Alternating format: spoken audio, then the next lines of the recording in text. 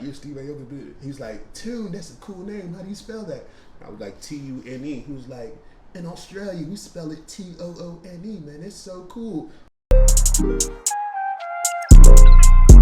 First of all, I'm Nigerian, right? So my middle name is Babatunde, right? So that's what, like, I had to make it cool. Come, like, we got like this whole Afrobeat wave and all this stuff going on now, so it's like cool to be like this and that. But growing up, it was kind of like not cool to be like, you know what I mean? It's kind of like, you know, y'all live in huts type of thing. So, you know, I had to make the whole African thing cool, like being a first generation, like, you know, my parents are immigrants. So the crazy thing, like, my actual government first name is Patrick. Yeah. But my mom, like, she changed the role, like the name in the school system, so my African name was the first name. But I'm the only, I got 3 older brothers. I'm the only one that didn't have the American name, wasn't, you know what I mean, what everybody knew him as. So it went from Babatunde, but everybody really called me Tunde. Even my mom, everybody, like, everybody just called me Tunde.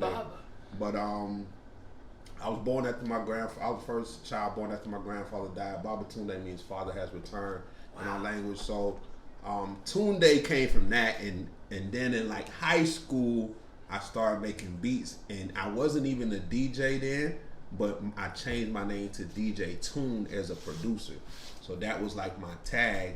And then a little bit later, we started throwing hella parties, and one of my football like teammates, he was like, "Oh, the name of our like party crew was just called the Crew." So it was like Toone. It was like Toone and the Crew. Was like Toone was that next crew party. So then that's where like Toone came from, but it wasn't spelled T-U-N-E because my name is T-U-N-D-E. So it was really T-U-N, Toone. But nobody would think it was Toone. People would say Ton. So I added the E on it. Came a DJ in college, you know what I mean? So it was just, that's where it was just Toone. It was DJ Toone. It was just Toone. Yeah. Then after that, fast forward, I got into EDM and all this electronic music. Went to Vegas for the first time with one of my buddies, and went to Vegas for the first time, and we went to an EDM business conference. This is huge EDM festival called EDC, Electronic Daisy Carnival, right? What? So the person who started it is this dude named Pasquale Rotella, and he has them like all over the country, all over the world. But EDC Vegas is like the biggest one. Mm-hmm. So they had like this big like music conference, if you will, attached to it, kind of like A3C, but A3C for electronic music. If you want, or Revolt conference for electronic music, if you will. So at this conference, the guy was there, Pasquale Rotella. Everybody's trying to take pictures with him, right? So it was this one guy, tall, blonde guy, I remember he was trying to take a picture with him. He asked me if I could take the picture for him. I was like, yeah, bro, no problem. I took the picture. He was like eternally thankful for me. He had a crazy like Australian accent, so we just started kind of chopping it up. And he ended up being Steve Aoki's business partner. So he's like the vice president of Dim Mat Records, which is Steve Aoki, which is like that Japanese guy that freaking throws cake on everybody on all the shows.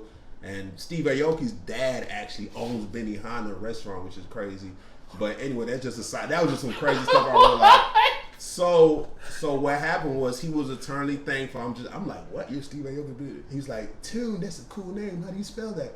I was like, T-U-N-E. He was like, in Australia, we spell it T-O-O-N-E, man. It's so cool. And I just felt like I was just like, you know, like christened by, you know what I mean? By the music guys. And I was like, you know what? T-O-O-N-E. Who else is going to spell it like that? So that's why I changed it to T-O-O-N-E. And then like I got like a crew of homies that just do like epic stuff. And it's called One Vibration. And because we believe in like the vibration of like 432 hertz. Hell yeah. You know what I mean? So like that's like that one vibration we're trying to like put off into the world. So I kind of took it from kind of like, you know, like some crews would be like ASAP Ferg, ASAP this. I was like, well, let's just add OV to the end of our name or before. So it's Toone OV. That's where that came from. Okay, everyone, because I hadn't started it. Toone OV, Toone One Vibration. That is amazing. That is absolutely amazing. That's an amazing fucking story. It's wild. Before you got started, like I turned stream everything on because I wanted to make sure that I got that name coming up and everything. I'm like, record. I need all of this. I need it all now. That story was great. That's crazy. So are you from Georgia? Yeah, I'm born and raised at Atlanta, East Point, South. So I'm from the Southwest Atlanta, where like Outkast and all them from. Okay. I'm from East Point, yeah. Nice. So you said you're first generation Nigerian. Yeah. What does that mean to like you and your family? Man, it's real interesting, man.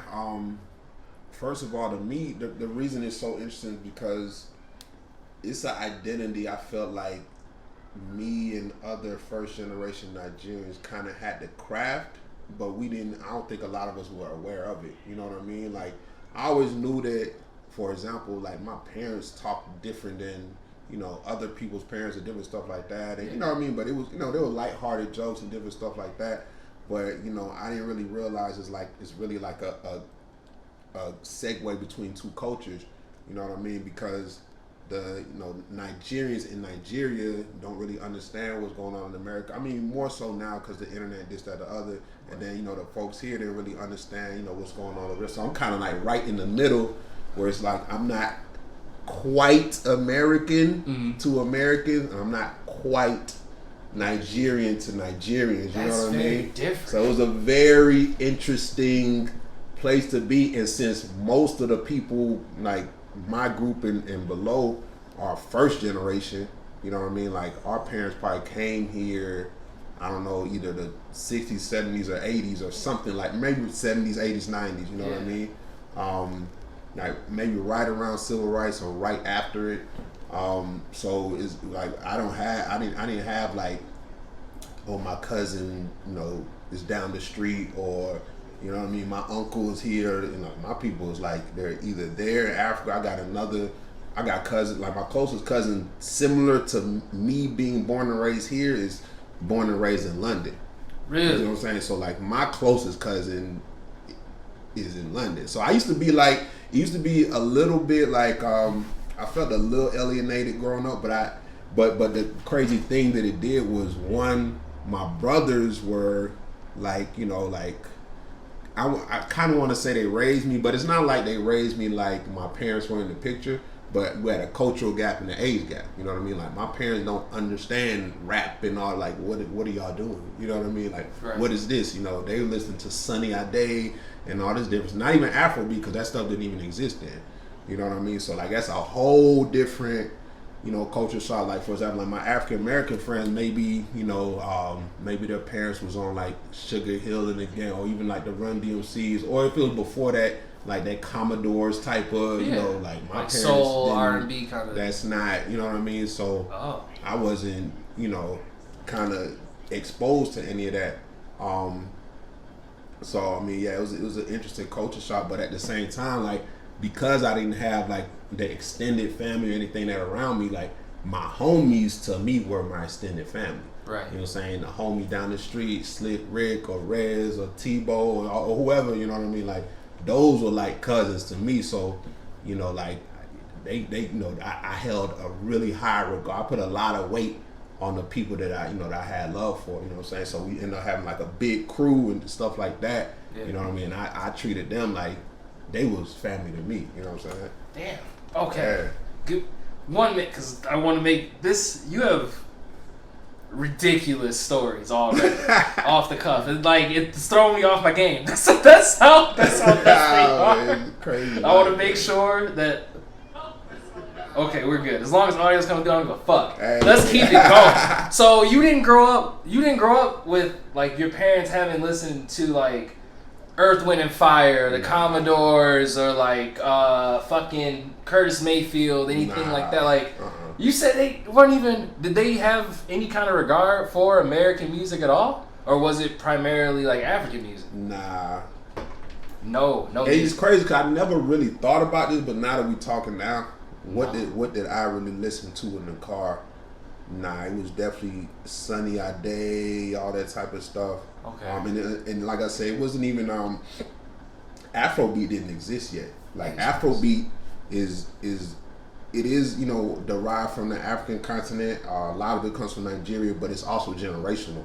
Like Davido and all. Like Davido's dad did not grow up on Afrobeat, and probably did not rock with the Afrobeat. I'm not gonna say he did or didn't, but probably was not. He probably was like, oh, that's the kids. Like, what are they doing? Like, that's not even the music. If I grew up over there, it still would have been looked at like, what are y'all kids doing? You know what I mean? So to be over here, it's not even like, yeah, none of that, like the Commodores, that stuff didn't really exist to me outside of me going out and finding it maybe through, you know, my friends' parents or, you know, different stuff like that. So everything to me was kind of like, you know, I got 3 older brothers, so a lot of stuff was passed down to me. Like a lot of stuff was, you know, I'm listening to, you know, my oldest brother is 7 years older than me, right? So, you know, when I'm 4 and 5, I know about rap because my 12-year-old brother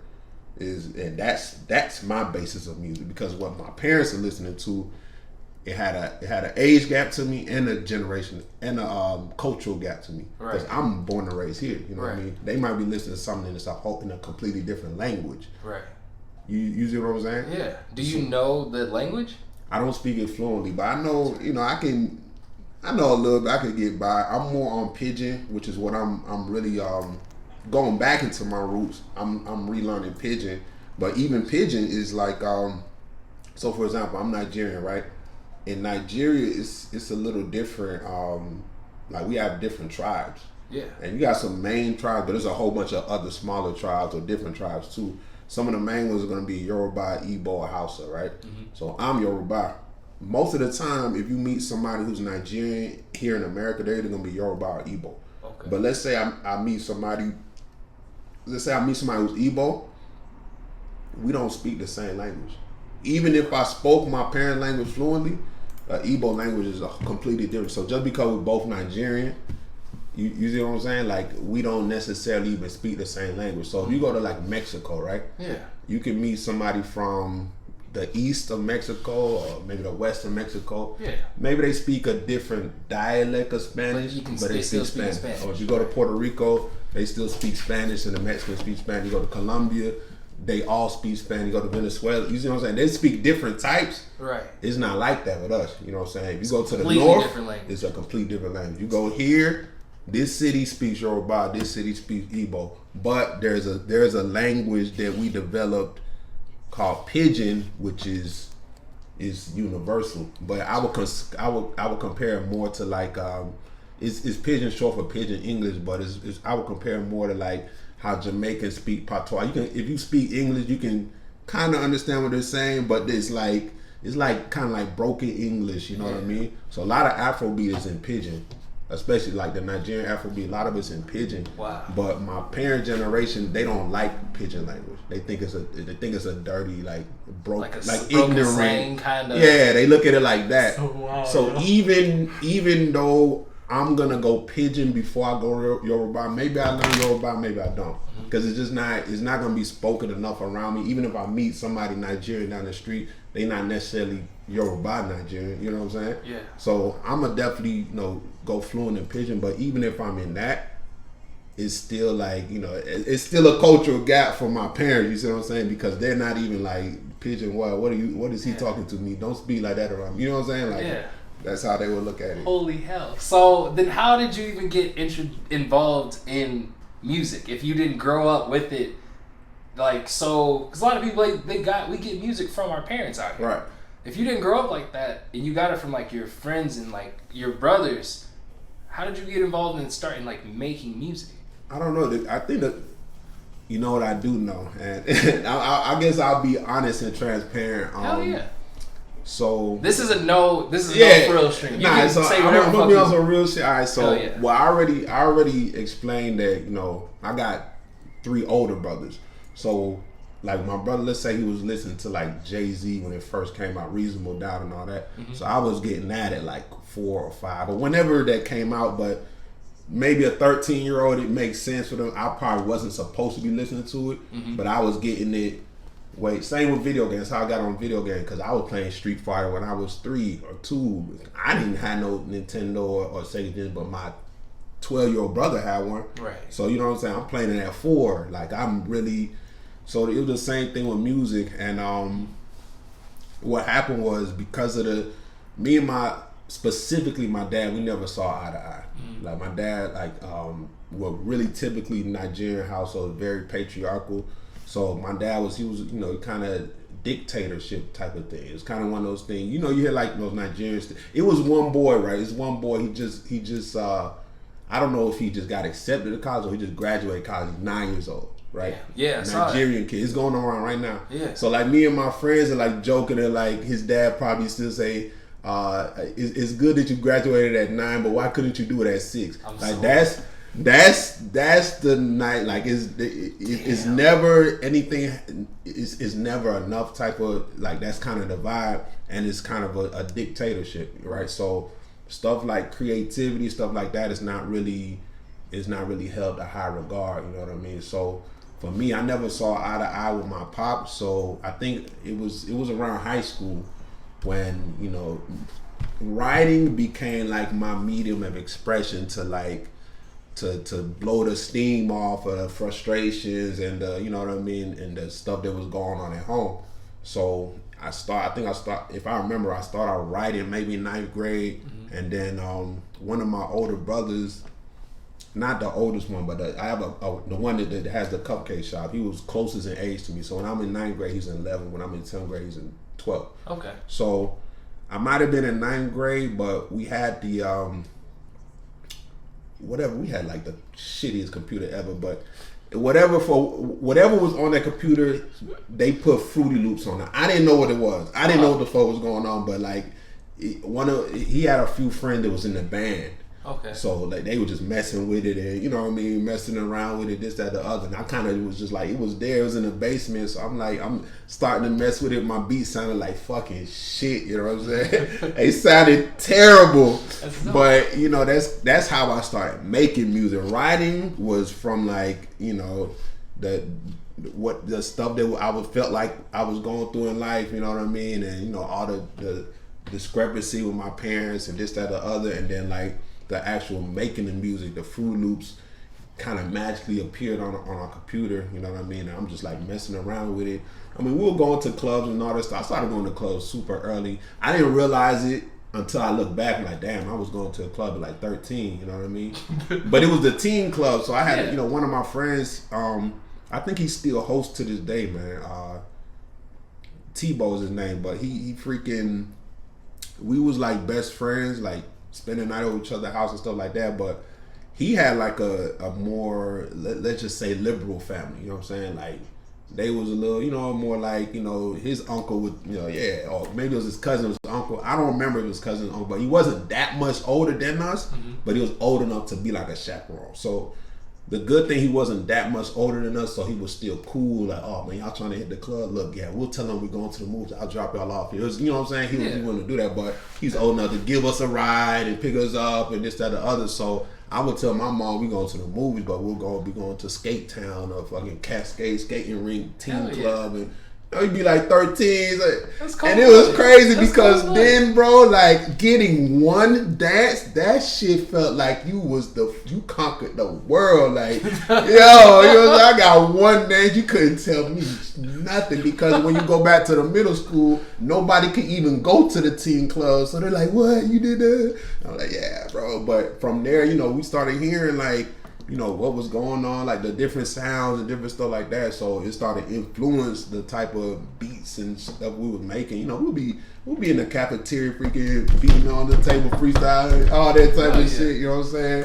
And it just kind of came from that. And, I want to make sure I'm staying on top of it. It was like, how did I get into it? You're good. Okay, How you got involved in music? This is a part of the music experience. So that's how I got involved with from a musical standpoint. That's the very beginning. And then I remember, you know what I'm saying? I'm a review. I'm OG now, but we had a group called Rhyme Mob to show you how OG. You know what I'm saying? Because that came from Crime Mob. We were kind of like spinning off a crime mob, the Knuckle You Buck. It's crazy. I never thought this song would last as long as it lasted. But anyway, we had a group called Rhyme Mob. It was just me, we were writing rhymes about what was going on. Everybody was talking shit about their parents and fuck this and fuck that. And then I remember I had a buddy. He was from Cuba, and when I met him, his parents won the lottery. He didn't even speak English when I met him, and we got cool. I think what it was, I think I related to him because we had the immigrant parents, you know what I'm saying? Mm-hmm. So he was actually really good at making beats. So it was kind of like, okay, now I'm starting leveling up a little bit. Like, oh, we're like, you know what I mean? Working with people that's, like, we're making better shit. I mean, it probably still sound like crap if I went back and listened to it. But, we started getting a little bit more serious. Then he ended up going to another school. But it kind of kept that momentum going. At this time, we were still selling CDs, bro. So I became the bootleg man. Like, I was the one that had all the mixtapes and all the shit when it came out, and nobody knew how I got it. Damn. You know what I'm saying? So I was the one. So I was burning all the CDs. You know what I'm saying? Like, it was like a real operation. I had a dude, my boy Freddie B, RP Freddie B. He freaking had the, I don't know how he got them, but he had just a shit ton of blank CDs. I used to buy the blank CDs from Freddie B. So I take orders and stuff. I got the hottest new 20 songs and this, that, the other. So I'm selling mixtapes, left and right at school, man. And it kind of like I became musically known from that. And then what happened was people started coming to me to get, like, they would request party package, meaning like, give me 5 CDs that we can play song to song. I want to have a house party, but I just, every song right here, like, let it build up to start from, the warm up of the party, you know what I'm saying? But we don't want to have to switch around. So, I had all the new shit. So I just started putting the playlist in such an order that it, all you gotta do is just play it out and your party's gonna be lit. Yeah. I kind of became known as that. Started playing sports in high school again. I quit playing because my parents made me go to a school I didn't want to go to at first. But then I did, the bug hit me. I had to get back on the field. So I started playing soccer and football. And then when I did that, I was already known. I was already well known because I had a brother that was 2 grades above me. Also had a little sister one grade under me. Okay. So when I'm in 10th grade, I got a 9th grade sister and a senior brother. Damn. You know what I'm saying? So I'm getting, I'm close enough in age with my sister where, like, her friends like, oh, who's your brother? You know what I'm saying? So I'm getting like that. And then, of course, when people say, oh, you got girls around, they didn't know that was my sister's friend. So they're like, oh, he must be that guy type of thing. You know what I'm saying? I got an older brother. How's he know all these upperclassmen? Yeah. But they don't know. It's like, it just kind of worked out like that. Yeah. You know what I mean? So, so I started becoming really popular, and then I was the CD guy. So even, let's say, the captain of, I want to say it's called drill team, the team where the girls that dance, but they quote unquote the finest girls in the school, whatever you call that, the ones that dance at the football games and basketball, not the cheerleaders, but it's like a step different from them. Yeah. But so even those girls, like, the ones I went to middle school with, but now they the drill team girls and stuff like that, they coming to me for like, hey, we need a mix for our drill team practice and this, that. So I'm like, even if they weren't necessarily, oh, I'm trying to date this guy, they're like, dang, how does he know all these? Exactly. You know what I'm saying? So I just became popular like that. So then we started, I remember it was our senior night. I don't know what we did, but our homecoming dance got canceled. Whatever, something happened where our party got canceled. Damn. My parents happened to be traveling to Nigeria that same week, and it happened to be my birthday. So I threw a house party at my house, and it was, when I tell you to do that and be in a Nigerian family, you are asking the asses of whooping. The biggest ass whooping of your life is what you're asking for if you ever get caught. Oh my God. So I was like, well, you know what I'm saying? So I ended up doing it. I was the guy with the CDs, and fuck it, we did it. And that, like, was the beginning of us throwing parties. So people was rocking with it heavy, you know what I'm saying? Side note, my parents did find out because I didn't know. We had a family friend came and checked on the house, and they're like, what the fuck is going on? They never told me, you know, I kind of felt bad, but not really, because they were like, we wanted to see if you were going to tell me. I was like, I wasn't going to tell you. Hell no, you going to tell me. But, so we wanted to see, like, no, why would I tell you? I mean, they might have told me a year later, and by this time I'm in college, you know what I'm saying? And I was like, oh damn, y'all knew about that type of thing. But so that was like my introduction to throwing parties. And then what happened was I remember it was my boy's 18th birthday, and I had a mutual friend that, you know, he was one grade above me, but he was the type that his parents always supported everything he did. So he wanted to be a DJ. They went and got him a whole DJ setup, you know. But he wasn't that great at it. But he always had the shit. He had everything. Yeah. I was good at it, but didn't have shit. It was more like that, you know what I'm saying? So what happened was, now I did have a job, I worked at Six Flags, and that also added to it, because working at Six Flags was like it was like a big ass high school, to be honest. Yeah. And but it was even more dynamic to that, because it wasn't no social media, like Facebook just came out, but it wasn't like, you know, Snap and IG and Tinder and all this stuff. So for me to I went to Westlake, for me to know somebody at Mays High, it like, how do you know them? You know what I'm saying? You're not just gonna know people at this high school, that high school, and that high school, and that high school. But working at Six Flags, she goes to Mays, she goes to Pebblebrook, he goes to Tri-City, he goes to Dub, you know what I'm saying? Like, so now when we throwing stuff, we the hoes, you know, everybody knows, you know what I mean? Yeah. So we kind of became known for that. And my boy, I think he had upgraded to a new like DJ system or something like that, so he was selling his old one for the low, and it was like bullshit. Like in hindsight, it was like a mixer with 2 CD players that you could pop out. It wasn't even the but that's all I needed. Right. So I went and copped that, and then it was my boy's 18th birthday, and he was one of them that, like, he had all the girls. Like, I had all the girls from like building it up over time and having CD clientele and older brother, younger sister, and playing sports, and you know, yeah. He had the girls because they just literally thought he was just the greatest looking guy ever, like that. You know what I'm saying? Damn. So it was his 18th birthday. He was like, "Bro, like, I want to throw a party." I was like, "Bro, I just got this DJ set up. Let me DJ it." And that's how I became actual DJ Toone. But I had already been DJ Toone, the producer, for like 3 years, and had never thrown a party in my life. You know what I mean? Because that was just my producer name, and I chose that name because my favorite producer at the time was DJ Paul from 3 6 Mafia. Wow. You know what I'm saying? Holy so I just kind of took it from there. Yeah. So I kind of took it from there, like, DJ Toone, you know what I'm saying? Like, yeah. But yeah, so after doing that party, it was just like, it was kind of on and popping. After that, I went to, we threw a lot of parties in the summer and stuff like that. Then I went to college, but I went to University of Georgia. I'm a Georgia Bulldog. Mm-hmm. So, you know what I'm saying? We just, you know what I'm saying? We just won that championship, the back-to-back. So, like, yeah, I'm a real Georgia Bulldog. Yeah, I was there fucking, like, it was the #1 party school in the nation at the time. And my oldest my brother that was closer in age to me that went to high school with me, he also went to UGA. So when I was a freshman, he was a junior. So it was the same kind of phenomenon. So, and he also had just pledged a fraternity. He pledged Alpha. Really? Alpha. Okay. So he had, you know, now he got all the Greek girls, and you know, he had all that social capital he already had, and he's just putting me on every party, like the biggest parties, like how the people in my class, nobody knew I was in their class. Nobody knew I was a freshman unless you was in my dorm, because like there's no way he, you know, how's he doing all this? Like, you know, you're a freshman, you'll get access to all that. Yeah. So it was kind of the same phenomenon, but when I got to college, it was like celebrity status. It was like a higher level. Like it was like I'm up there. You know what I'm saying?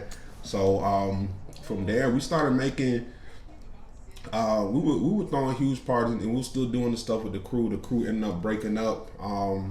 Like, so that's like my Atlanta people. You know what I mean? We were still cool, but we weren't doing it as much.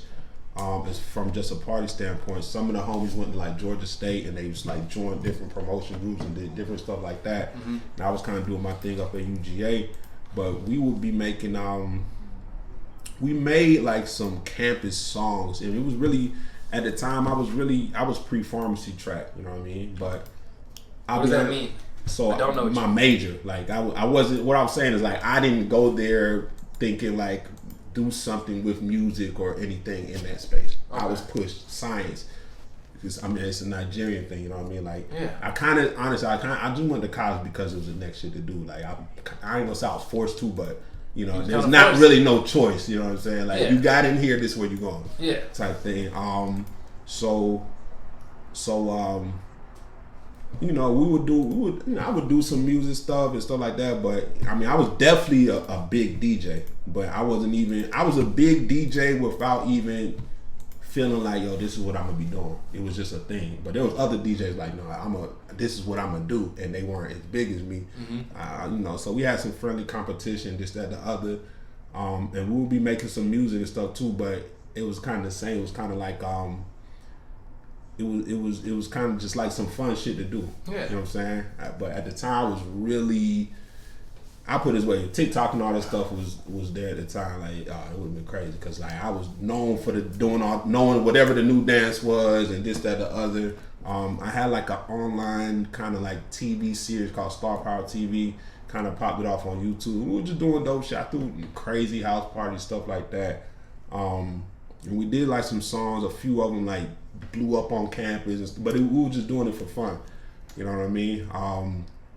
So what happened was one of my roommates at the time, he was a couple years older than me. You know, we decided to start doing like bigger shows.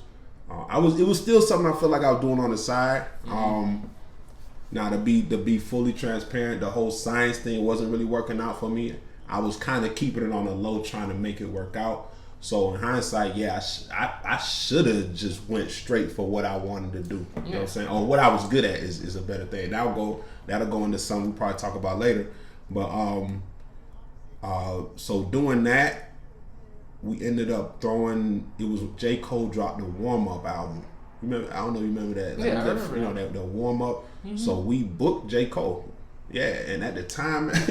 Man, we might have got him for, I don't remember if it was $3,000 or $5,000, which was still crazy for us, you know what I'm saying? We college, I don't know how we all sold our souls to pay for that, you know what I'm saying? But try to get J. Cole $3,000 today. Come on, man. Don't make no damn sense. You know what I'm saying? It's not gonna happen. So, yeah, we started throwing bigger shows, man. We started like a whole kind of promotion group and this, that, the other. We were just doing stuff like that. And like I said, like, I didn't even realize at the time, like, because when I was at UJ, it was like AJ Green. He literally just retired from NFL. But it was like AJ Green, Matthew Stafford, all of them, no Sean Marino. And not Stafford, but the other ones, they used to come to my parties and shit. But I ain't think nothing of it because when you on campus and stuff like that, it's just what's going on. You're not thinking, oh no, this is NFL wide receiver. This is, you know what I'm saying? Like, you're not thinking none of that. You know what I'm saying? Yeah. It's just, it was, but it's in hindsight, I'm like, wow, that was pretty epic for that to be going on. But yeah, so we ended up doing, what was it? J. Cole. We did Mac Miller, RP. We did Wale. We did like some more underground guys like Dead Prez. I want to say that was their name, Dead President. Yeah. Who else we do? I opened up for Trey Songz. You know what I'm saying? Crazy story, right? So we had an artist that we were pushing, man. He was one of my boys. And long story short, I was a big DJ, right? And I could rap, but I wasn't a rapper. I could rap, but I wasn't a rapper. Mm-hmm. So I wanted him to open up for Trey Songz. So I submitted all our music and different stuff like that, you know what I mean, and we got selected. But what I didn't know is you had to be a student to perform. So I was like, oh, they weren't gonna let him perform because of that. So I went and performed his stuff like under his name, you know what I'm saying? Like that, and I forgot my words. The one that's fun, shit was crazy. But anyway, that shit was crazy, bro. But yeah, man. Yeah, so it kind of I mean that's kind of my start. And what happened was Ran out of money in school. Lost my scholarship, all that stuff, because I was going for what I wasn't naturally good at, what I no longer cared for. Went through a whole bunch of shit. Ended up dropping out. And when I dropped out, that's when I was really like, damn, so what is it that I actually want to do? Because this was the first time in my life where I ain't really had no answer, you know what I'm saying? Yeah. And I ain't had no answer. It wasn't really nowhere I could run, so I couldn't run to my brothers, I couldn't run to my damn sure couldn't run to my parents. No. I couldn't even tell them. I had to figure out, this, that, the other before I can even, you know what I mean? And that was like that was probably the lowest point of my, just figuring that out. And then, the only thing I had that was consistent that, was the music shit. That's the only thing. I'm like, I thought it was going to be this X, Y, and Z. All that shit is gone now. Whatever I thought on that end, that shit is over with. Interesting. At least in my mind it was, you know what I'm saying? If I can go back and be 21, 22, I'd be like, yeah, bro, it wasn't... If you wanted to do that, you could just, you know what I'm saying? But in the moment, you're 21, and I'm like, fuck, it's all over. Yeah. So, it's kind of like starting at rock bottom and, kind of figuring it. So that's when I had to, like, go for this shit for real and figure it out. So I didn't want to DJ no more. I don't know, I just wasn't feeling it no more. So I started rapping, and then, like, I did that for, like, 2 years. Ended up at an artist frat house at Emory and met my manager there. He was Big Bank Black's nephew. This is all completely random. Like, I answered a Craigslist ad. Like, I was living off Campbellton Road with my uncle, you know what I'm saying? Like, not my blood uncle. I just told you how my family, but like, one of my closest homies. But he was like more, definitely, I would say, like the muscle.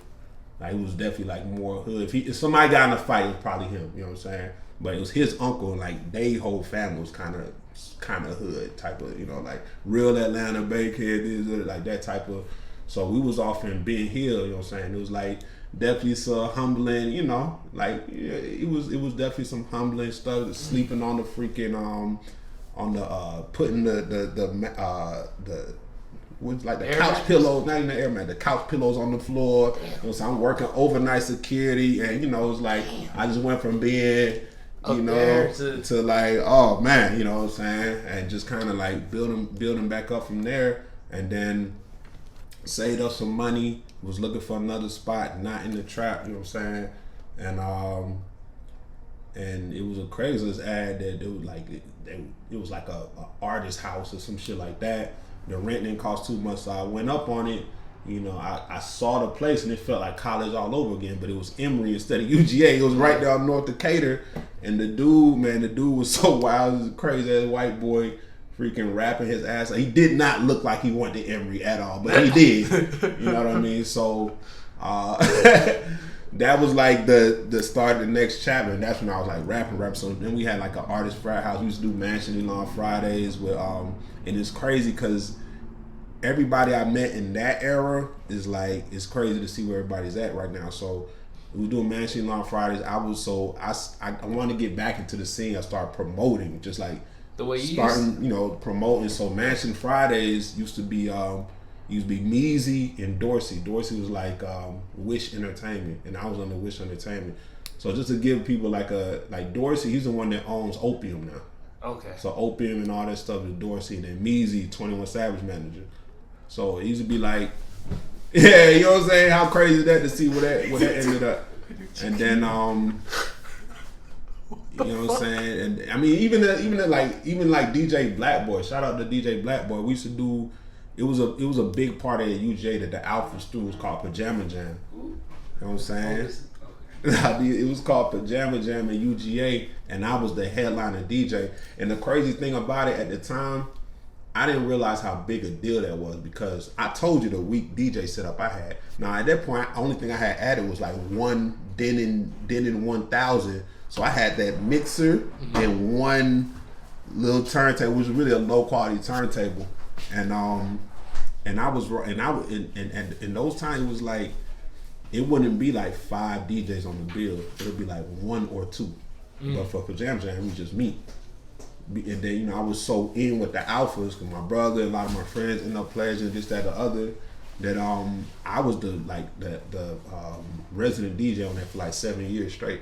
And but the party was like 3,000 to 4,000 people. So I was rocking out. I'm 21 years old. I'm rocking out 3,000 people, 2,000 people, 3,500 by myself with like the shittiest mixer ever. And it was so second nature to me. I never really thought that big of it. And everybody always wanted to get on it. And DJ Blackboy was actually from Athens. But he went to Georgia State University, but he was from Athens. So like to be from Athens, be a DJ, that's something he always wanted to do, do that show. So I since I was the only one on it, I would bring him on as like a kind of like an opener or like a collab. But then he ended up being Playboy Cardi's tour DJ. Damn. And the same with DJ Toone. He ended up being Black 6LACK tour. You know what I'm saying? So it's just crazy like what all came from that small era. But when I was at that artist frat house, we utilized Emory. So two of my boys went there. One was my manager, and the dude was the other was the crazy white boy. You know what I'm saying? He was lit. That was my boy, man. We got a fight here and there, but he was lit. He was crazy, man. He from freaking New Hampshire or Rhode Island, one of those. I forgot, one of them crazy states that you kind of forget exist. But he was lit as fuck, man. He was crazy. Shout out Ray Nasty, man. Ray Nasty, man. But what we would do is since they went to school there, they had a college radio station, and nobody really utilized. You're at Emory, like nobody really gives a fuck about like the radio and all. Like they're freaking trying to be doctors and shit, right? Yeah. So, we had like a radio show, and it was like think of like all this Breakfast Club and all this different shit now, but. Like it was before. It wasn't before that stuff. That stuff is it, but people weren't just like doing that type of shit on the regular. You know what I'm saying? So we were able to utilize that to bring hella guests onto there, like right when they blew up, like K Camp and Rich Homie Quan and Young Thug and Migos. And Offset was still in jail. I still got that picture. Offset was still in jail. It was just Takeoff and Quavo, and so we did all those interviews and different stuff like that. We even had K-Camp pull up to a party we did, like just call us up, like no, we had to pay nothing. Yo, bro, can I pull up? It was crazy. And fucking when that Money Baby song came out, that really, really took them off. We were supposed to be like the team that did like the opening party for that shit. Wow. It ended up not working out. I forgot why, but yeah, man. So went from that to doing like the whole radio thing, and then. I was still, we were kind of leveraging that. Like I said, one of the guys that ran the radio show was my manager. So we were leveraging that to get my music out and different stuff. So let's in Trouble, matter of fact, RP to Trouble, he pulled up. We had an interview. So for example, let's say Trouble pull up. We'll do an interview, this, that, the other. Then he'll be like, yo, Trouble is my boy. It's my artist Toone. You know what I'm saying? So I'm like connecting with people like that. Yeah. You know what I mean? I ended up, I had a crossroad. Cause I told you I was working, when I was doing it, one of my homies, his name's Young Tone, and we went to high school together. He had a song that actually popped up, it was called No Cuffing, and he was hot at the time, so he had a studio, and he was looking for an engineer. I ended up being one of the engineers at the studio, and that's how I made some side money. But it was a group that came in that studio, and their name was, these niggas' name was Migo Life Shooter Gang. That was their name. It was MLSG. But they was from the same area I was from. You know what I'm saying? Migo Life Shooter Gang. And I was like, I'm engineer, so I'm not like, I'm just like doing my thing. And they had a song, Migo Life Shooter Gang full of fucking shooters.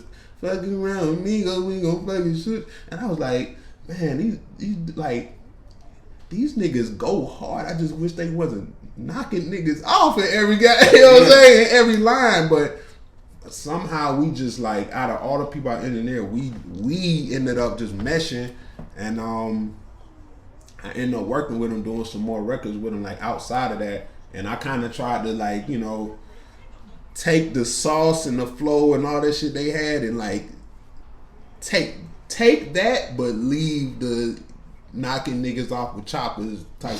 Cause I was really, it was when that drill music first really popped off. So Chief Keef and all the niggas was like, Lil Reese at the top, it's just us. Like, it was when that shit was hot as fuck.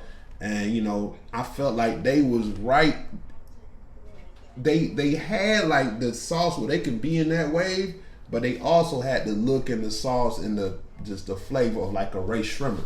So they were like right in between. So I was like, oh shit, this is a thing. And like I said, we end up getting them signed to Duffel Bad Boys. But to go back to it, I got to a crossroad where I was like, okay, I could either go 100% as a rapper, or I can go like manager, exec, you know, and work with these guys. You know what I'm saying?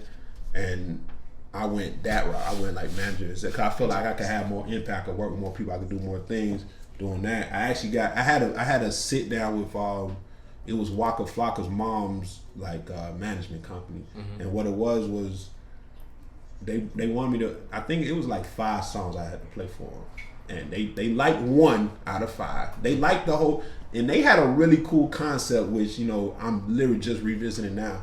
But their real cool concept was like, you're a DJ, you drop these cool songs, don't be a rapper, be a DJ who can rap. Okay. So a good example of that in today's time is Borgore, but he's an EDM DJ. But Borgore is like, he drops crazy fucking EDM shit, but he'll drop a verse too. He did like that Miley Cyrus. Matter of fact, I don't know, a popular song that a lot of people might know from him and G-Eazy called Forbes. Look, mama, I made it to Forbes. I don't know, you maybe know. Anyway, I listened to it. He was like, you know, Borgore was on that way, but you know, that was before then, and it was rap, it wasn't EDM. But the thing that like steered me away from that was I felt like my creativity was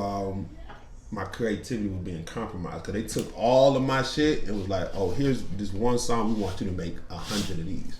Interesting. So that's what like also influenced me to be like, I'd rather create the platform where artists feel free to create what they want, you know what I'm saying, and we can handle the stuff that they don't know how to do to help them, you know, get where they need to go without being compromised. So I decided to go that route because I felt like, I understand the creativity, but I also understand the back end of the business and all that stuff, and most artists don't understand this part of it at all. A lot of artists can give you the creative part, but I feel like there was more opening on this end, on the business side. So I went that route. So I stopped being as focused on myself as a creator and just more so like you know, if I could add something to it, kind of like executive production type of shit.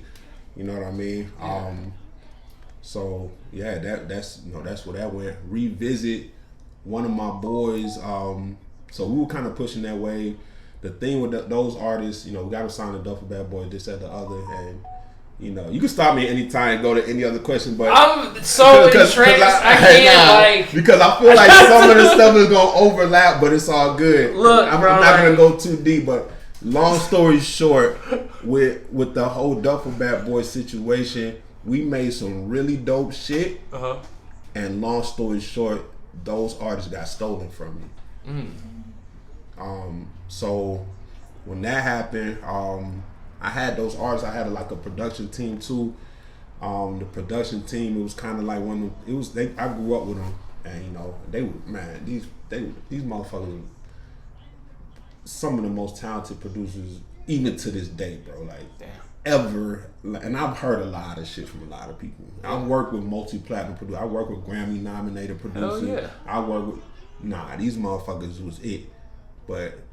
And it's also gonna overlap with some other shit we'll probably talk about. They didn't have a drive, and because of that, it didn't matter what the talent was. I couldn't get them to pull up and go to this session with these niggas. Oh, every rapper you ever care about is here. You just need to show up and do your thing. They won't go pull up. What? It sounds crazy, but. And it especially sounds crazy to somebody who was a rapper. And when I was a rapper, I was one of those, like, you know, my management don't really got to do too much. Just keep shit in line. Like, you got most artists, you almost got to babysit them. I wasn't like that at all. You know what I'm saying? I knew how to promote. I've been throwing shows. I've been a DJ. You know what I'm saying? So from a creative standpoint, you know, I would be overwhelmed because I felt like I had to do too much. So, as I said, like I wanted to create that platform for people where all you got to do is just pull up and do your thing. All this other shit set up for you. But I didn't realize that most of the creatives, anything they got to do with being punctual or being on time or they're not gonna do that. They're not doing that. No, I'm shit. hip. I'm hip. You know what I'm saying? Yeah. Like, and they were so frustrated. But the most frustrating thing, I don't know if it was more frustrating, you having to do it all yourself as a creator, or knowing that you put somebody in artist position if all they got to do is show up, but you can't take the meeting for them. You know what I'm saying? Like, I can't sit in that chair and be like, oh no, I'm making beats for them. Or you know what I'm saying? It's right there, and you're like, fuck. You know what I mean? Because you only get one chance. Like, they're not taking that call again. Right. You know what I'm saying? So dealing with that, so I lost those rappers like that, and that was my they was out of there. They was right in between Ray Shrimmer and Slaughter Gang. You know what I'm saying? They was right. That was it. They were them. You know what I'm saying? Yeah. Lost that. Lost my production team. After a while, you know, you can only have that type of situation so much, and it wasn't even me that pulled out. It was them feeling like he's trying to do too much, like almost like, you know, you get that industry paranoia. Oh, he's trying to steal all our shit. I'm like, nah, I'm just trying to make you do what you need to, you know what I'm saying? Yeah. But it felt more to them like I was too business, but it's not even about that. It's just about the create. I'm like, yeah, it's about the creativity, but you gotta make your I want to too. make you able to be creative, you know what I'm saying? They're like, nah, you just want to, I'm like, so it ended up being that. So I ended up losing them, and then what it was when I was living over by Emory, that's when I don't want to say that's when I first found out about EDM. Another crazy story, not too long a story, but it was a kid by the name of Jay Rich, right? Okay. He had a group called Block and Roll. It was him and this kid named Blair, right? So we went to high school together. I think the Block and Roll shit like ended up fizzling out, but anyway, they had a Block and Roll show. And he told me, yo, we're doing like this is the type of music we need, that I play some dubstep. I didn't know what the fuck dubstep. I literally did not know what dubstep was. Mm-hmm. So I was like, what the fuck is dubstep? I'm starting to look through shit. I find this freaking Rusko remix or some shit. It sounded fucking crazy. I was like, oh shit, I'm throwing this on. I ended up making a rap song on top of it because it sounded so crazy. So I was making this dubstep rap, you know, then. But I guess that was like my introduction to EDM. But when I was at Emory, there was this kid that he was this Jewish kid in a frat house, kid like 6'7" or some shit. Mm-hmm. But anyway, I don't remember how we met. To this, like, how the fuck did we meet? Anyway, but he was at one of the frat houses, and we just became cool. And I ended up like helping with him, and I was only working with like rap talent at the time, and he kind of introduced me into like the rave world. Yeah, like, you it's know, a different like, world. Yeah, so I was like, oh shit, what the world. fuck is this? So then there was a group called ATL Events, and it was just this guy that he went to Emory, but he wasn't there anymore, named Kevin Wu, and he was like this huge rave promoter. So I told my manager at the time, I was like, when we did the radio show, I was like, bro, let's bring some of these EDM shit in, like this is the next wave. He was like, bro, bring him in. He didn't know shit about it. I ain't know shit about it. We interviewed Kevin Wu, found out a whole bunch of crazy shit. And that was kind of like my introduction to like EDM. And then crazy story, I went to my first rave. The Cuban guy that didn't know English when I first met him, mm-hmm. we linked back up after college, and there was this rave. It was like the one rave that all his Latino community went to. Really? It was, but like they were into EDM, uh-huh. but they weren't going like every Saturday. But right. It may be like 2 or 3 huge events they would go. And he was like, telling me about this shit called Blackout. I was like, what the fuck is Blackout? I didn't know about it. And he took me to that shit, and I was like, what the fuck? My whole life changed. I was like, yo, what is this rave shit? You know? So I'm getting, you know, the dude at Beta House told me about it. And then we interviewed Kevin Wu, and then my guy took me to Blackout. I'm like, oh, nah, this is it. You know what I'm saying? Yeah. I had already lost my freaking artist and this, that, and the other. So it was kind of like my introduction to EDM. And then so we started throwing we started throwing events at like, not EDM specifically, but we were throwing events because we linked back up. We started throwing events at it was called Hole in the Wall, but it's in Buckhead. It's like Red Martini and Moondogs is upstairs, and they changed Hole in the Wall something else. But we started throwing all these freaking events in Buckhead, and like I was back on my DJ shit and doing our thing. And then one of my boys from college, I was in a business frat, completely randomly joined it. Literally woke up one day and told my roommates like, "Yo, y'all want to join a business frat?" And they were like, "Bro, I swear, I promise you." And we all in this business frat, and it was literally just a fucking joke. You know what I'm saying? And like we're all in this shit. But anyway, so a guy I was in the business frat. Let's just join business. Guy I was in the business frat. It was just like that. I don't know how I ended up in that frat. It was just like that. But so the guy was in this. I ended up being the social chair of this random business frat, and. That is so funny. It was my boy Natesh. He was like, it was two social chairs. It was me and Natesh. So I ran back into Natesh at Moondog, which was right next to the place that I was DJing at. And he was like, bro, catching up. He was like, bro, you going to Tomorrow World? I was like, what the fuck is Tomorrow World? Never heard of this shit. He showed me this freaking video, this epic ass music festival. Motherfuckers are dancing around and girls half naked. I'm like, what the fuck is this? And from that, I was like, bro, I don't know what this shit is. I'm gonna be there though. You know what I'm saying? Like I found a way. I went to that shit and I was like, oh shit, this is the. And I kind of was like, oh, this is why, I lost my rap artist, and then it's because I need to fucking jump into this EDM world. So, didn't know shit about EDM. Went to Tomorrow World. I was like, holy shit, I'm home. You know what I'm saying? And then I got real big into the rave scene for a little bit. From there, I started managing the biggest rave DJ in the, like, at least in our region. I would say the whole Southeast, but I'm not gonna say that for a fact. Maybe not. But at the time, he was definitely the biggest DJ in the whole scene, type shit. And we were doing festivals, we were playing, we were doing like small regional tours, doing like huge fucking festivals and shit like that. It was really crazy because I'm like, honest to God, trying to figure out the culture as this shit's going. So I'm kind of like, everybody else is already in it, they've been doing it for, you know what I'm saying, and like doing it, and I'm like trying to figure out, oh, this is.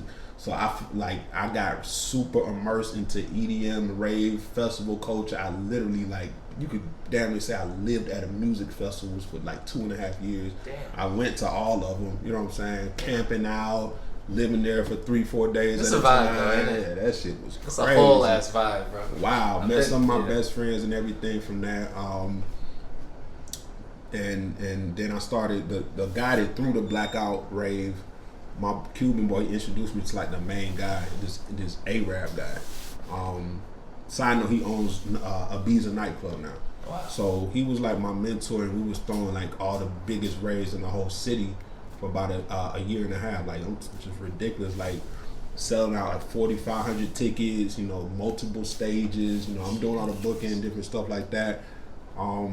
We were throwing it at Club Opera and all that shit, which is now, I think it's called Domain now, some shit like that. Okay. But yeah, we was doing like some of the biggest events in the whole city, man. And then, long story short, our other business partner on that, it kind of got a little greedy.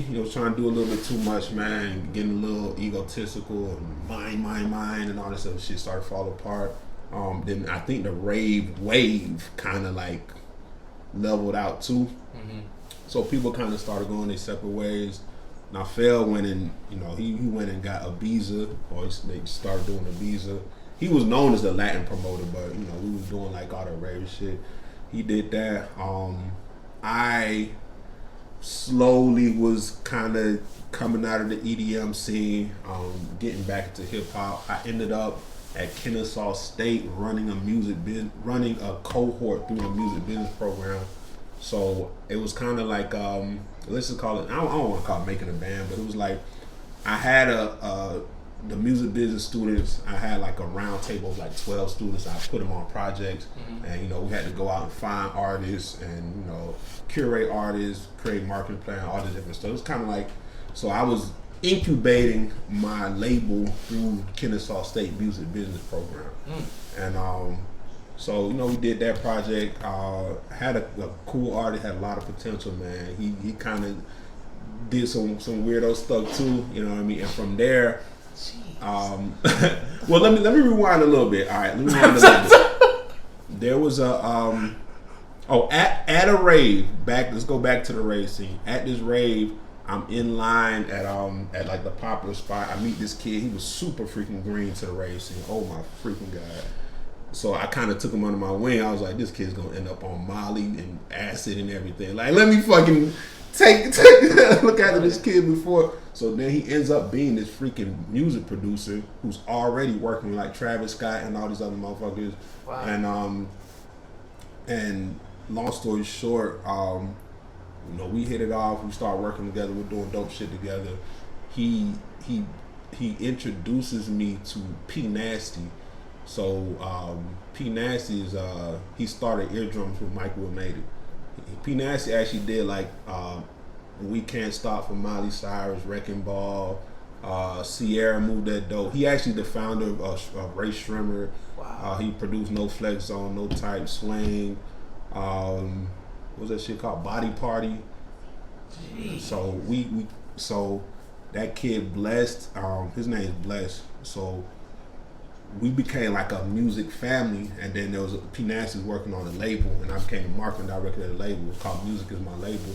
So we had this shit called Camp Nasty. We pretty much camped out at P Nasty house for like the whole summer. And motherfuckers just cooking shit up and just. This is during the same time I'm doing the music business program and shit. Yeah. We had an artist we were pushing out. The artist ended up being like way too out of line, and he was one of the guys that self-destruct. So we couldn't. He didn't end up. He had a whole bunch of those. So he didn't end up, really seeing it the light of day. But he could have done it. But so that's what happened with that situation. I was supposed to be Blessed like agent. Some funny shit happened, and that shit kind of fell apart. And then at the time he dropped a ridiculously popular song, and it kind of, it was a thing. Like he dropped this ridiculously popular song, kind of like disappeared for a while, man. It went crazy. Somebody else snatched him up, and it was just like all that industry shit. You know what I mean? So, like I said, there's a lot of lessons learned. Like I said, we'll probably get to some of that stuff later. You have told me so, bro. We started an hour ago. And I'm not even mad, because the stories that you've been telling me in this hour is about how you got involved in music, just in general, and what your journey has been through it, have hit so many different highs and lows, and hit so many different like points. These questions will be more specific to you, okay? But just the experience that you have is like wow. Yeah, like you have been fucking through the gauntlet. Yeah, it's crazy so far. So before we get into this, like, where does that leave you now? So now, I had to catch up to speed really fast. All right, so that with Blessed and all them multi-platinum records and all that stuff that didn't go the way it was supposed to go. From there, I took a break. I had one more artist who was freaking amazing. He went to Peru, did an ayahuasca journey, freaking decided he just wanted to hug trees and shit, which is perfectly fine. But we had to take their project off hold, you know what I'm saying? Right. So I moved out west because we wanted to push that project, and I was with my mentor who's like big in Afrobeat world, but he's my mentor, and we were working that project together. I moved out west because his sound was more.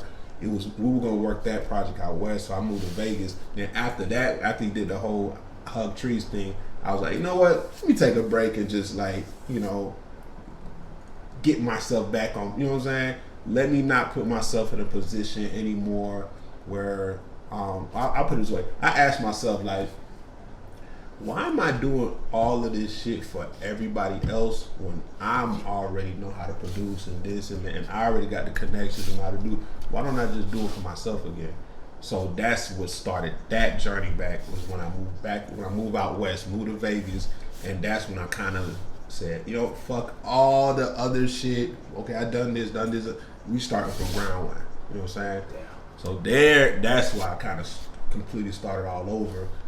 So I was in between Vegas and LA, relearning how to make records, and bought the shittiest DJ mixer ever, relearn how to, you know what I'm saying? Yeah. This, that, the other. Got the call back here. My buddy that had a Ibiza nightclub, like, bro, we need you back. Da, da, da, woo, woo, woo. I got a night for you. You want to DJ out? So I became the resident DJ at Ibiza for a little bit, and ended up. So then we had like some projects going, right? And then COVID happened. So from when that happened, I was like, oh fuck, you know what I mean? So I was like, you know what? I always wanted to check out Florida. I moved to Orlando for a year. You know, checked out the whole Central Florida scene. It's actually really popular. There's a lot of shit going on in Central Florida. Yeah. Man. People should really check for that. Especially Orlando. Orlando's really dope, man. But you know, I just took that time to, like, that's when I made like Nads and all, like, to get back into. And we shot the video. It's in Florida. Shout out to Studio. Is it Studio 18 or Studio 19 or Studio 17? One of those three numbers is lit though. I fuck with them heavy.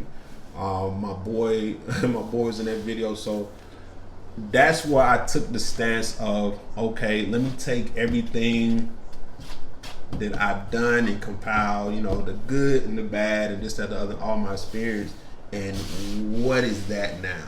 So I broke that down. Okay, who are a few people that, what my trajectory is now, I kind of see myself in that space. Like, okay, the DJ Khaled's of the world, the Mustards of the world, the, you know what I'm saying? Like, so that's the space I'm carving out for myself now, which is more like, or really a Borgor is a great example, the Borgors of the world. But I'm more focused on production than performance. But, you know, it's more like, I don't, you know, I'm down to tour and do all this stuff, but I don't want to be like in the nightclub 3-4 days a week type shit. You know what I'm saying? I'd rather, like, let's make some dope shit. You know what I mean? Let's put a dope project together. So now I'm working with this artist named Jay Skies. We got a few records we did. We got some dope shit popping up. We got a concert series called Soft Tacos. We got the whole Vamp Life movement going on right now, and that's kind of like where I'm at with it now. And outside, like, that's like my main guy. That's like Black Boy Cardi, you know what I mean? But we building it up, and outside of that, working on a lot of sync placements, of course. So I'm big into gaming. Backtrack again. When I lived in freaking Vegas, moved to LA for about, I want to say like 9 months. While in LA, the person that hired me for Tomorrow World, she lived in LA. She always been trying to get me to come out there forever. So I was finally out there. She was, you know, showing me all the stuff. There was like raves and underground tunnels underneath bridges. Damn. And, you know, so I was at a rave underneath a bridge in an underground tunnel.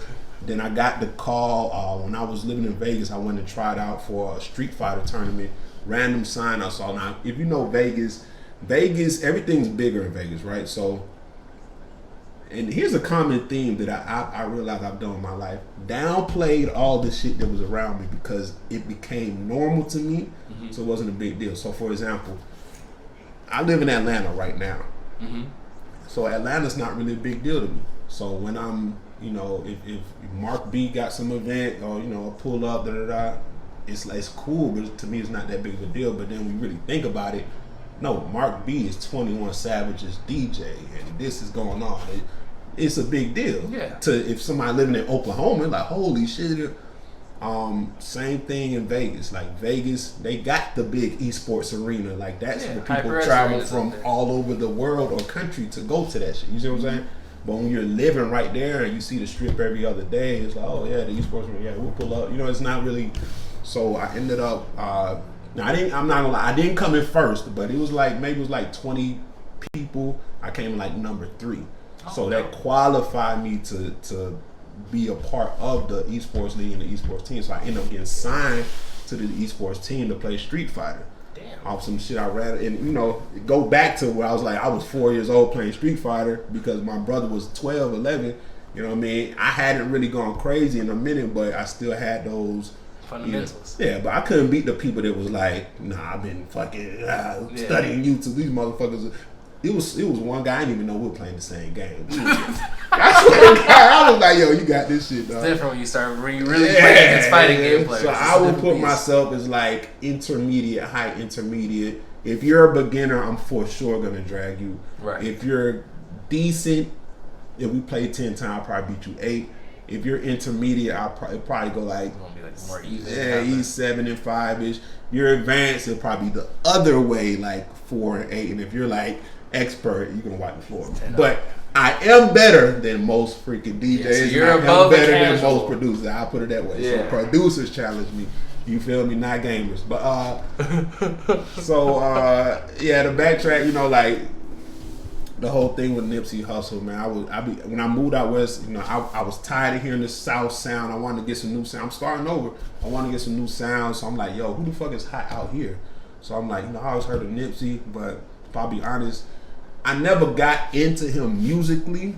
I got into him from like his interviews and the game he gave, and that, like, I always fucked with him on that shit. Yeah. I knew like a few Nipsey songs. Like he had the song with Drake and shit. Like, you know, like back in the day, Killer. I think that was it.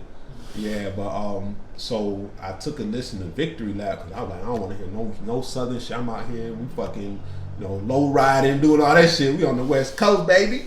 In and out burger, all that. You know what I'm saying? But so I listened to Victory Lap and I'm like, yo, this is the best album I've heard since fucking Good Kid, Mad City. Damn. And I bought Good Kid, Mad City twice. Damn. Never opened this shit. You know what I'm saying? Damn.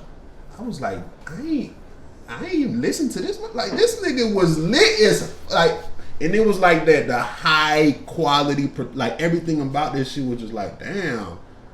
I ain't never listened to this, so I just became the fucking Nipsey Hussle fanatic, just fucking going in like I'm on everything, like, and I was so mad because there was a Rolling Loud. I went to Rolling Loud in the Bay Area, right? Mm-hmm. He wasn't on that one, but there was a Rolling Loud in LA, and it was in December, and I didn't go because I was like, well, I just went to the one in the Bay Area. You know, it's gonna be. I'm on the West, so it's gonna be a whole bunch of Nipsey Hussle shows. I never. He got killed before I could. I couldn't see him again. So, you know what I'm saying? So I never got to see him because I missed that Rolling Loud. Damn. But long story short, I got signed to the esports team, so I had to go back to Vegas and leave LA because the tournaments were starting. Yeah. So the day that I was about to go back to Vegas, I was like, well, let me stop by the Marathon store and fucking and cop some merch or some shit. I had been to Vector 90, so he got this co-working space called Vector 90, so I've been there plenty of time. So I was like, before I go back to Vegas, I'm gonna go cop some merch from the Marathon store. On the way to the Marathon store, I get a text that says Nipsey Hussle has been shot outside the Marathon store. Damn. I'm on the way to this man's store. And the crazy thing, I didn't know I wasn't going there because he was there or nothing. Like, I was just going because I gotta go back to Vegas for the esports shit. But anyway, you know, that's a crazy story, man. Came back to Atlanta, DJing at Ibiza. COVID happened, so then I moved to Central Florida, like Orlando.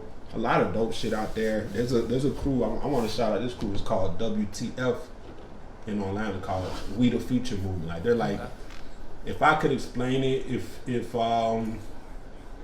let's say like the backpacker mainstream rappers type, or whatever you call that segment of hip hop, if there was like a home for that and you wanted to know exactly where in Florida, like that group is like that crowd. Okay. And they just do the dopest shit, you know what I'm saying? Like, they're super cool. So while there, I kind of like, you know, even though, you know, the COVID thing kind of slowed things down, I was able to take some time and really, you know, hone some craft, figure out like exactly what my trajectory is today, you know what I mean? Or at that time, like, where do I want to go from here? And I knew I didn't want to manage artists no more. I knew I didn't want to be a rapper. I don't mind. I like making music, you know, I like making records, and I like, you know, even getting in front of the camera, making records here and there, but I don't want to be the rapper on stage that, like, that's my job, you know what I'm saying? I don't mind being the DJ who could drop some shit, you know what I'm saying? And I don't even have to be the DJ. I just like being the you know, guy to put the play together, put the records together, this, that, the other, and branding them. I like branding movements and stuff like that.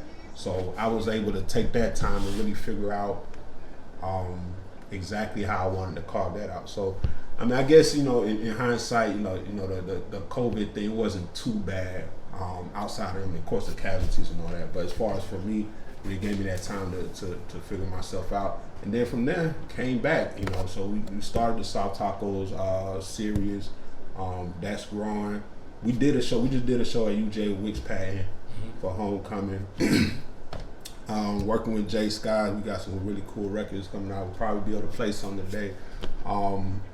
We got a whole Vamp Life movement, so be on the lookout for a lot of merch and different things. A lot of integration too. So I got really big into like Web3. Okay. So we got, you know, NFT, different things like that coming out. AR, augmented reality, merchandise. Nice. You know what I mean? So yeah, we're working that right now, and yeah, that's what we have with it.